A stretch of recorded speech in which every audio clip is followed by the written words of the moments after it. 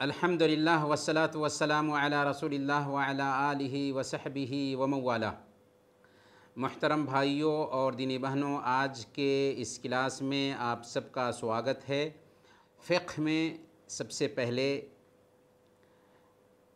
شریعت کے جو اہم اصول ہیں، رولز ہیں، ان کو جانتے ہیں۔ شریعت کسے کہتے ہیں؟ اللہ نے قرآن اور حدیث میں عقیدہ اور عمل سے متعلق جو احکام اتارا ہے اسے شریعت کہتے ہیں۔ یعنی ایک ہوتا ہے عقیدہ اور ایک ہوتا ہے عمل۔ عقیدہ اور عمل سے متعلق جو بھی احکام آئے ہیں ان سارے احکام کو شریعت کہا جاتا ہے۔ اور فقہ کسے کہتے ہیں؟ فقہ کہتے ہیں تفصیلی دلائل کی روشنی میں شریعت کے احکام کی جانکاری حاصل کرنا۔ یعنی شریعت کے جو احکام ہیں دلیل کی روشنی میں جاننا، دراصل اسے فقہ کہا جاتا ہے، اور اس کا شابدک ارتھ ہوتا ہے سمجھ۔ گویا کہ دلیل کی روشنی میں احکام کی جانکاری حاصل کرنا فقہ ہے۔ اسلامی شریعت اور انسانوں کے بنائے ہوئے جو رولز ہوتے ہیں ان میں کیا فرق ہے؟ تو انسانی سورس کے مقابلہ میں الہی سورس، ایک طرف انسان کا بنایا ہوا قانون ہے، دوسری طرف ربانی قانون ہے، اللہ کا اتارا ہوا قانون ہے۔ تو آسمان اور زمین کا فرق ہو گیا دونوں میں، انسان کے بنائے ہوئے رول میں اور اللہ کے اتارے ہوئے رول میں آسمان اور زمین کا فرق رہے گا۔ دوسرے نمبر پر اسلامی احکام کے جو فائدے ہیں دنیا میں بھی ہم کو ملتے ہیں اور آخرت میں بھی ملنے والے ہیں، لیکن انسانوں کے جو بنائے ہوئے رولز ہیں، سنویدھان ہیں، قانون ہیں، ان کے فائدے ہم کو صرف دنیا میں ملتے ہیں۔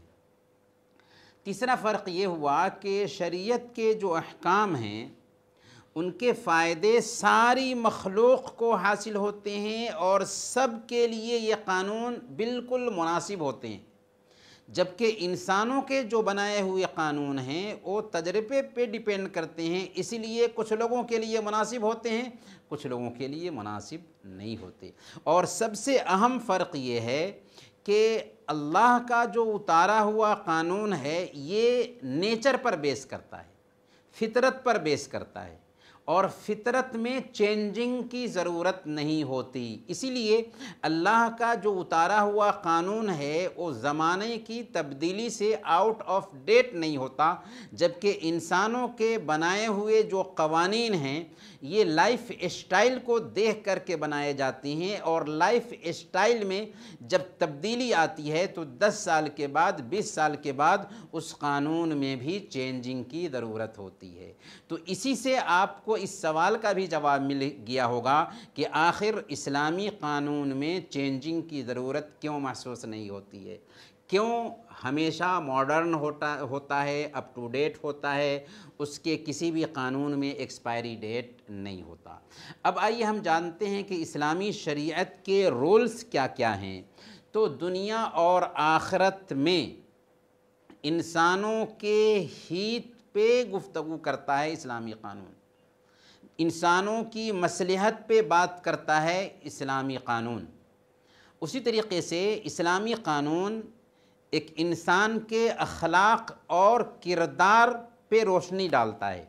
اسلام صرف تھیوری نہیں دیتا ہے بلکہ پریکٹیکل نمونہ بھی ہمیں دیتا ہے۔ چنانچہ قرآن اور حدیث ایک تھیوری ہے، اور قرآن اور حدیث کا نمونہ دراصل اللہ کے نبی صلی اللہ علیہ وسلم کی زندگی ہے۔ اسی طریقے سے شریعت کے جو احکام ہیں یہ پے در پے آئے ہیں، ایک ہی مرتبہ نہیں آ گئے۔ قرآن کریم ایک ہی مرتبہ نہیں اترا ہے بلکہ 23 سال میں ضرورت کے حساب سے اترا ہے۔ اسی طریقے سے دوسرے جو احکام ہیں وہ ضرورت کے حساب سے انسانوں کو دیے گئے ہیں۔ اور اسلامی شریعت میں انسانوں کا بہت خیال کیا جاتا ہے، انسانوں کی آسانی کا خیال کیا جاتا ہے اور انسانوں سے تنگی کو دور کیا جاتا ہے۔ اسی طریقے سے اسلامی قانون کا مقصد ہے انصاف قائم کرنا۔ یہ انصاف صرف مسلمانوں کے لیے نہیں بلکہ سارے انسانوں کے لیے انصاف قائم کرنا۔ اسلامی قانون میں سارے انسانوں کو برابر کا ادھیکار ملتا ہے، حق ملتا ہے۔ اب سوال یہ ہے کہ اسلامی شریعت یا فقہ کے سورسز کیا ہیں؟ تو اسلامی شریعت کے کچھ مول سورسز ہیں، مین سورسز ہیں، اور کچھ سیکنڈری سورسز ہیں۔ مین سورسز قرآن اور حدیث ہے، یعنی قرآن اور حدیث یہ مول سورس ہے، اور سیکنڈری جو سورسز ہیں وہ ہے اجماع اور قیاس۔ قرآن کو تو ہم جانتے ہیں، حدیث بھی ہم جانتے ہیں، اجماع کیا ہے اور قیاس کیا ہے اسے ہم آگے جانیں گے شبداولی میں۔ اسلامی فقہ کے تفرعات کیا ہوتے ہیں، یعنی فقہ جب ہم کہتے ہیں تو فقہ میں کیا کیا چیزیں آتی ہیں؟ فقہ کے احکام 7 چیزوں کو اپنے اندر سموئے ہوئے ہوتے ہیں۔ سب سے پہلے نمبر پر عبادات، یعنی عبادت کی ادائیگی کی کیفیت پر مشتمل احکام ہوتے ہیں، جیسے طہارت کیسے حاصل کرنی ہے، نماز کا کیا طریقہ ہے، زکوٰۃ کا کیا طریقہ ہے، روزے کے کیا طریقے ہیں، حج کے کیا احکام ہوں گے۔ اسی طریقے سے فقہ پرسنل لا پہ بھی گفتگو کرتا ہے، یعنی فیملی لائف سے متعلقہ جو احکام ہیں، جیسے شادی ہے، بیاہ ہے، طلاق ہے، نسب ہے، دودھ پلانا ہے، خرچہ ہے، وراثت ہے، اس طرح کے مسائل پہ بھی گفتگو کرتا ہے فقہ۔ اسی طریقے سے معاملات، لوگوں کے کاموں اور ایک دوسرے کے معاملات سے متعلق جو احکام ہیں، جیسے اجرت کے معاملات ہو سکتے ہیں، خرید و فروخت کے معاملات ہو سکتے ہیں، تجارت اور کاروبار کے معاملات ہیں، گارنٹی ہے، وکالت ہے، ضرورت کے باوجود سامان کو جمع کر کے رکھنا اور مارکیٹ میں نہ لانا ہے، مینوفیکچرنگ اتپادن کے حوالے سے گفتگو ہے، قرض ہے، ہدیہ ہے، مال کو جمع کر کے رکھ لینا ہے، کمپنیاں ہیں، اوقاف ہیں، کھیتی باڑی کے مسائل ہیں۔ یہ ساری چیزوں میں دراصل فقہ ہماری رہنمائی کرتا ہے۔ اسی طریقے سے بادشاہ کے احکام، یعنی بادشاہ اور رعایا، راجہ اور پرجا کے کیا احکام ہیں، ان کی کیا ذمہ داریاں ہوتی ہیں۔ بادشاہ کی ذمہ داری انصاف قائم کرنا ہے، ظلم دور کرنا ہے، احکام کو لاگو کرنا ہے، اور پرجا کی ذمہ داری، رعایا کی ذمہ داری یہ ہے کہ بادشاہ کا حکم مانے، اور جب تک کہ وہ گناہ کا حکم نہ دے رہا ہو تب تک کہ اس کی اطاعت کی جائے۔ تو اس بارے میں بھی فقہ میں ہمیں رہنمائی ملتی ہے۔ اسی طریقے سے سزائیں، مجرموں کو سزا دینے اور امن قائم کرنے، اور اس بارے میں جو مسائل ہو سکتے ہیں ان کے بارے میں فقہ میں گفتگو ہوتی ہے، جیسے چوری ہے، شراب پینا ہے، ڈکیتی ہے، تہمت باندھنا ہے، زنا کرنا ہے، گواہی ہے، امن و امان کی حفاظت وغیرہ ہے۔ ان ساری چیزوں کے بارے میں آپ کو فقہ میں گفتگو ملے گی۔ اسی طریقے سے فورن افیئرس ہیں، یعنی جنگ ہے، صلح ہے، خارجہ پالیسی سے متعلق احکام ہیں، ان ساری چیزوں کے بارے میں فقہ میں آپ کو جانکاری ملے گی۔ اسی طریقے سے احکام ہیں، آداب ہیں، اخلاق ہے، اچھے عادات، اچھائیوں اور برائیوں سے متعلق بھی فقہ میں آپ کو جانکاری ملے گی۔ اس طریقے سے ہم دیکھتے ہیں کہ فقہ اسلامی انسانی ضروریات سے متعلق جو بھی احکام ہیں ان سارے احکام کو سموئے ہوئے ہے، اور چاہے انفرادی زندگی ہو، ویکتیگت جیون ہو، یا ساماجک زندگی ہو، سب پہ فقہ دراصل روشنی ڈالتا ہے۔ فقہی اصطلاحات کیا ہیں ان کو بھی ہم جان لیتے ہیں۔ اس میں سے کچھ اصطلاحات کو ہم نے پچھلے ہفتہ سمجھا تھا، لیکن کچھ اصطلاحات باقی رہ گئی ہیں، تو ان سب کو ہم جان لیتے ہیں۔ سب سے پہلے فرض جس کے کرنے پر ثواب ملے اور جس کے چھوڑنے پر گناہ ہو، اسے فرض کہتے ہیں۔ اور فرض کی 2 قسمیں ہوتی ہیں، فرض عین اور فرض کفایہ۔ فرض عین کیا ہے اور فرض کفایہ کیا ہے؟ فرض عین جو ہر آدمی سے مطلوب ہو اور بعض لوگوں کے کر دینے کی وجہ سے سب سے ذمہ داری ختم نہ ہو، جیسے نماز پڑھنا ہے، جیسے روزے رکھنا ہے، حج کرنا ہے، زکوٰۃ دینا ہے۔ اور فرض کفایہ یہ ہے کہ جس کا مطالبہ مسلمانوں کی ایک جماعت سے ہو، ہر ایک سے نہیں، اس طور پر کہ اگر کچھ لوگ اسے کر لیتے ہیں جس سے وہ کام کافی ہو جائے تو تمام لوگوں سے ذمہ داری ختم ہو جائے۔ مثال کے طور پر مردے کی تجہیز ہے، مردے کی تکفین ہے، مردے کی جنازے کی نماز پڑھنا ہے اور اسے دفن کرنا ہے، تو اگر کچھ لوگ مردے کی تجہیز اور تکفین میں شامل ہو جائیں، اس کے جنازے کی نماز پڑھ کے اس کو دفن کر دیں تو سارے لوگوں سے ذمہ داری ختم ہو جاتی ہے۔ تو یہ ہے فرض کفایہ۔ سنت یا مندوب کسے کہتے ہیں؟ سنت یا مندوب کہتے ہیں کہ جس کے کرنے پر ثواب ہو اور نہ کرنے پر گناہ نہ ہو۔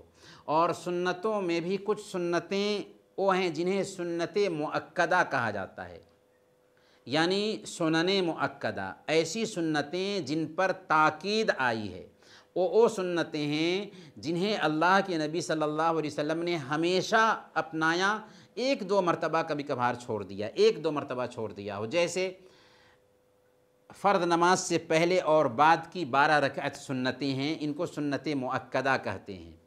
اور مستحب سنتیں جنہیں اللہ کے نبی صلی اللہ علیہ وسلم نے کبھی کیا اور کبھی نہیں کیا، جیسے مغرب سے پہلے کی 2 رکعت سنت ہے لیکن یہ مستحب سنت ہے۔ اسی طریقے سے عصر سے پہلے 4 رکعت سنت ہے لیکن یہ مستحب سنت ہے، مؤکدہ سنت نہیں ہے۔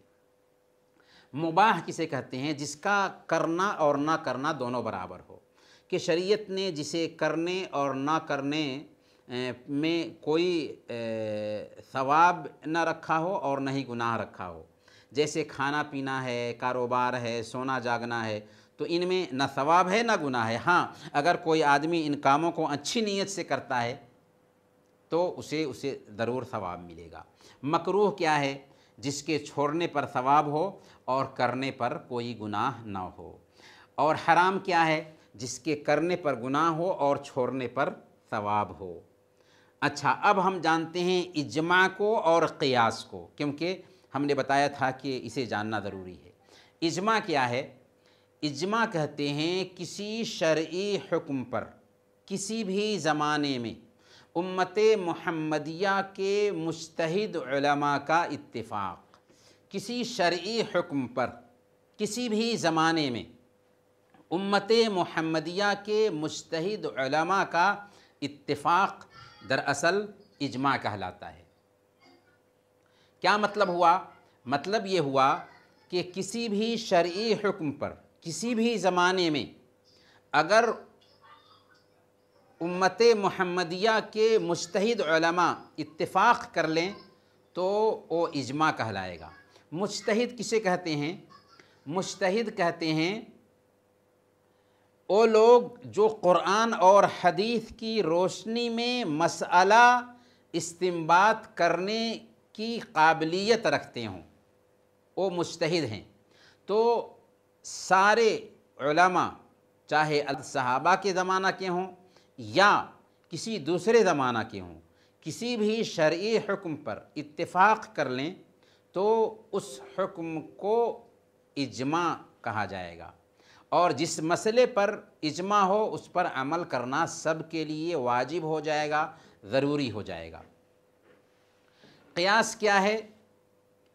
کسی معاملے کو جس کے بارے میں شریعت کا کوئی حکم نہ آیا ہو، کسی معاملے کو جس کے بارے میں شریعت کا کوئی حکم وارد نہ ہو، ایسے حکم سے ملانا جس کے بارے میں شریعت کا کوئی حکم آیا ہو۔ ایک حکم ہے، اس کے بارے میں شریعت خاموش ہے، شریعت کچھ بھی نہیں بات کر رہی ہے، ایسے حکم سے ملانا جس کے بارے میں شریعت کا حکم ہے، دونوں کو ملانا آپس میں، دونوں کے بیچ علت کے متحد ہونے کی وجہ سے، دونوں کے بیچ علت کے سبب کے ایک ہونے کی وجہ سے۔ اس کو مثال سے آپ سمجھ سکتے ہیں۔ شراب حرام ہے اور اللہ کے نبی صلی اللہ علیہ وسلم کے زمانے میں آج کے زمانے کے حساب سے شراب کی بہت ساری قسمیں نہیں پائی جاتی تھیں، تو شراب کی ایک شکل تھی جس کے اندر نشہ پایا جاتا تھا، اس کو شریعت نے حرام کیا۔ آج شراب کی نئی نئی جو شکلیں پائی جاتی ہیں، اب مثال کے طور پر ہیروئن ہے، کوئی کہے گا ہیروئن کے بارے میں تو اللہ کے نبی صلی اللہ علیہ وسلم نے نہیں کہا کہ حرام ہے یا نہیں ہے، کیونکہ ہیروئن تو آج دکھائی دیتا ہے، تو ہم کہیں گے کہ ہیروئن بھی حرام ہے کیونکہ شراب پہ ہیروئن کو قیاس کیا گیا ہے۔ دوسری مثال لیجئے، اللہ کے نبی صلی اللہ علیہ وسلم کے زمانے میں گائے کی زکوٰۃ دی جاتی تھی، گائے پہ زکوٰۃ ہے، لیکن بھینس اللہ کے نبی صلی اللہ علیہ وسلم کے زمانے میں نہیں تھی، تو آج علماء نے گائے پہ بھینس کو قیاس کیا کہ جیسے گائے میں زکوٰۃ ہوگی ویسے ہی بھینس میں بھی زکوٰۃ ہوگی اگر نصاب کو پہنچ جائے تو قیاس کسے کہتے ہیں؟ کسی معاملے کو جس کے بارے میں شرعی حکم نہ آیا ہو، ایسے حکم سے ملانا جس کے بارے میں شرعی حکم آیا ہو، دونوں کے بیچ علت کے پائے جانے کی وجہ سے، دونوں کے بیچ سبب کے ایک ہونے کی وجہ سے، اور قیاس کی ضرورت تب محسوس ہوتی ہے جبکہ قرآن یا حدیث یا اجماع میں کوئی نص نہ ملے۔ اسی سے ہمیں یہ بات بھی سمجھ میں آ جاتی ہے کہ اسلام ماڈرن ہے، اپ ٹو ڈیٹ ہے۔ اگر نیا کوئی مسئلہ بھی دنیا میں پیدا ہوتا ہے تو ہماری شریعت میں ایسے اصول ہیں کہ ان اصول کو سامنے میں رکھ کر کے ہم اس نئے مسئلے کے بارے میں جانکاری آسانی سے حاصل کر لیتے ہیں۔ فقہ کی ترقی کیسے ہوئی تو اس کو بھی ہم جان لیتے ہیں۔ اللہ کے نبی صلی اللہ علیہ وسلم کے زمانے میں اللہ کے رسول صلی اللہ علیہ وسلم تھے صرف لوگوں کی رہنمائی کرنے والے، اور اس وقت فقہ کی جو شکل تھی وہ یہ تھی کہ اللہ کے نبی صلی اللہ علیہ وسلم کے اوپر وحی آتی تھی، اور اللہ کے نبی صلی اللہ علیہ وسلم خود اس وحی کی روشنی میں لوگوں کی رہنمائی بھی کرتے تھے۔ تو اس طریقے سے ایک وحی قرآن کی شکل میں اور دوسری وحی حدیث کی شکل میں تھی، اور انہی دو وحیوں پہ اللہ کے نبی صلی اللہ علیہ وسلم کے زمانے کا فقہ ڈیپینڈ کرتا تھا۔ صحابہ کے زمانے میں فقہ کی کیا شکل تھی کہ صحابہ کے زمانے میں قرآن کو ایک ساتھ جمع کیا گیا تھا، حدیث کے بھی الگ الگ کچھ مجموعے تیار تھے، اگرچہ ایک ساتھ حدیث کا ذخیرہ تیار نہیں ہوا تھا۔ اسی طریقے سے صحابہ قرآن اور حدیث کی روشنی میں مسائل کی جانکاری حاصل کر لیتے تھے، یہاں تک کہ اللہ کے نبی صلی اللہ علیہ وسلم کے بعد صحابہ کرام کے زمانے میں اگر کوئی مسئلہ پیش آتا تو حضرت ابو بکر اور حضرت عمر فاروق رضی اللہ تعالیٰ عنہ اپنے اپنے زمانے میں بھی بڑے بڑے صحابہ کو جمع کرتے تھے اور اس مسئلے کے تعلق سے معلومات لیتے تھے، اور اس طریقے سے اس مسئلے کے حل کو پیش کرتے تھے۔ اب رہی یہ بات کہ فقہ جو چار مذاہب کے زمانے میں وجود میں آئے ہیں ان کی کیا شکل تھی، تو یہ بات آپ اپنے ذہن میں بیٹھا لیجئے کہ صحابہ کرام میں سے جو فقیہ قسم کے صحابہ تھے انہی سے استفادہ کر کے تابعین نے وہ علم حاصل کیا، پھر تابعین سے تبع تابعین اور ان کے بعد کے لوگوں تک وہ علم پہنچا۔ تو مدینہ میں ہم دیکھتے ہیں کہ حضرت زید بن ثابت اور حضرت عبداللہ بن عمر رضی اللہ عنہما کے شاگردوں نے علم کو پھیلایا مدینہ کے آس پاس میں، اور مکہ میں حضرت ابن عباس رضی اللہ تعالی عنہما کے شاگردوں نے ان کے علم کو پھیلایا، اور عراق میں حضرت ابن مسعود رضی اللہ تعالی عنہ کے شاگردوں نے ان کے علم کو پھیلایا۔ اس طریقے سے یہ علم صحابہ کرام سے بعد کے لوگوں تک پہنچا۔ پھر اس کے بعد ایک دو مکتب پیدا ہوا یا دو مدرسہ بنا، ایک مدرسہ اہل حدیث کے نام سے جو مکہ اور مدینہ کے آس پاس میں رہا، اور دوسرا مدرسہ اہل الرائے کے نام سے جو عراق میں قائم ہوا تھا۔ اسی کے بعد چار ائمہ مشہور ہوئے، حالانکہ یہ چار ائمہ ہی نہیں تھے بلکہ ایسے تو بہت سارے اساتذہ تھے جو لوگوں کو دین سکھایا کرتے تھے، لیکن چار ایسے لوگ مشہور ہوئے جن کے علم کی خدمت کی گئی اور بعد کے لوگوں تک انہیں پہنچایا گیا، ان کے علم کو پہنچایا گیا۔ ان میں جو 4 مشہور امام ہیں فقہ میں، سب سے پہلے حضرت امام ابو حنیفہ جن کا نام نعمان بن ثابت ہے، ان کی پیدائش سن 80 میں ہوئی اور ان کی وفات 150 میں ہوتی ہے۔ دوسرے امام ابو عبداللہ مالک بن انس رحمۃ اللہ علیہ ہیں، جو مدینہ ہی میں پیدا ہوئے اور مدینہ ہی میں وفات پائی۔ یہ سن 93 میں پیدا ہوئے اور 179 میں وفات پاتے ہیں، 179 میں وفات پاتے ہیں۔ تیسرے امام ابو عبداللہ محمد بن ادریس الشافعی ہیں، ان کی طرف نسبت کر کے شافعی مذہب مشہور ہوا۔ ان کی پیدائش 150 میں ہوئی، اسی سال جس سال امام ابو حنیفہ رحمۃ اللہ علیہ کی وفات ہوتی ہے، اور 204 میں یہ وفات پاتے ہیں۔ اور چوتھے امام ہیں امام ابو عبداللہ احمد بن حنبل الشیبانی رحمۃ اللہ علیہ، یہ 164 میں پیدا ہوئے اور 241 میں وفات پاتے ہیں۔ تو بنیادی طور پر یہ 4 امام ہیں، امام ابو حنیفہ، امام مالک، امام شافعی اور امام احمد۔ ان 4 اماموں کی طرف 4 مذاہب منسوب ہوتے ہیں، یعنی حنفی مذہب، مالکی مذہب، شافعی مذہب اور حنبلی مذہب۔ لیکن جیسا کہ ہم نے کہا کہ یہ 4 ہی ائمہ نہیں تھے، ائمہ تو بہت سارے تھے، لیکن ان 4 اماموں کے علم کی خدمت کی گئی۔ چنانچہ امام ابو حنیفہ رحمۃ اللہ علیہ کے 2 شاگردوں امام ابو یوسف اور امام محمد بن حسن الشیبانی نے ان کی فقہ کو جمع کیا۔ اسی طریقے سے امام مالک نے باضابطہ موطا نام سے ایک خود حدیث کی کتاب لکھی، امام شافعی رحمۃ اللہ علیہ نے نام کی ایک کتاب لکھی، اور دھیرے دھیرے بعد میں بہت ساری کتابیں ہر مسلک کی تائید میں لکھی جانے لگی۔ لیکن یہاں پر ایک اہم سوال یہ ہے کہ ان 4 مسالک کے بارے میں ہمارا کیا طریقہ ہونا چاہیے۔